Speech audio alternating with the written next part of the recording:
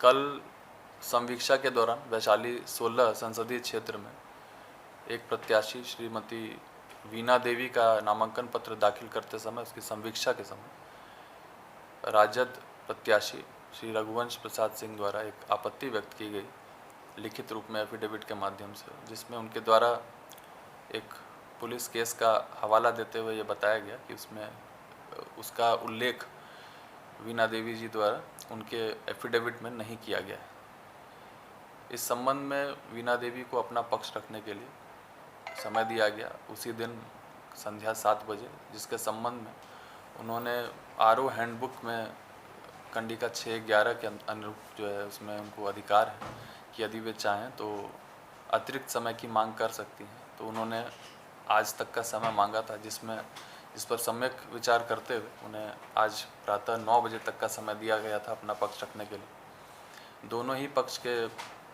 विद्वान अधिवक्ता अपना पक्ष रखने के लिए उपस्थित हुए। रघुवंश प्रसाद सिंह जी स्वयं उपस्थित थे। दोनों ही पक्षों ने अपना अपना पक्ष रखा। इस संबंध में एक चीज़ स्पष्ट करना है कि एफिडेविट से संबंधित यदि कोई त्रुटि होती है, जैसे मसलन कोई हस्ताक्षर छूट जाना अथवा कोई स्तंभ खाली रह जाना, इन सारे विषयों की जांच ही आरओ द्वारा की जाती है। आरओ द्वारा कभी भी एफिडेविट के अंदर जो चीज़ उल्लेखित उस संबंधित कैंडिडेट द्वारा की जा रही है उसकी जांच नहीं की जाती। उसकी जांच माननीय न्यायालय कर सकता है। मेरा नामांकन रद्द करने का आधार फॉल्स इंफॉर्मेशन या रॉन्ग डिस्क्लोजर या कंसीलमेंट ऑफ फैक्ट नहीं हो सकता।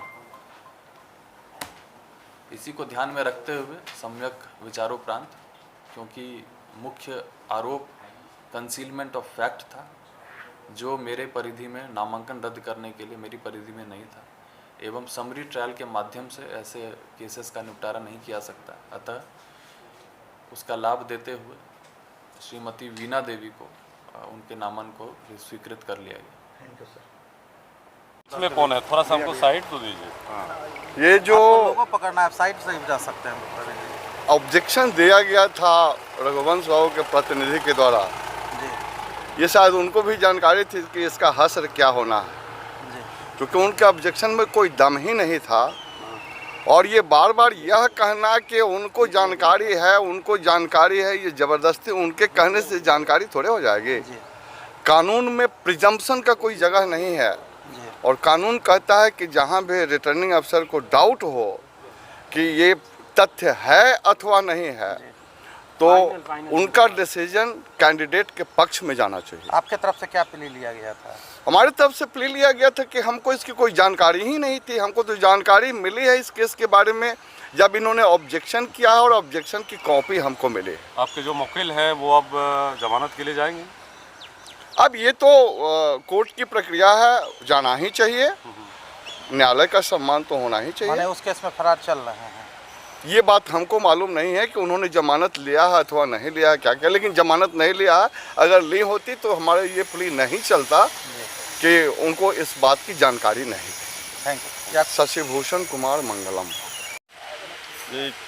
रिटर्निंग अफसर प्रेशर में चल रहे हैं, वहाँ पटना से बार बार फ़ोन आया है, तो हम एक्सपेक्ट कर रहे थे कि रिटर्निंग अफसर उतना साहस नहीं दिखा पाएंगे कि सरकार की इच्छा के विरुद्ध वो कुछ करें।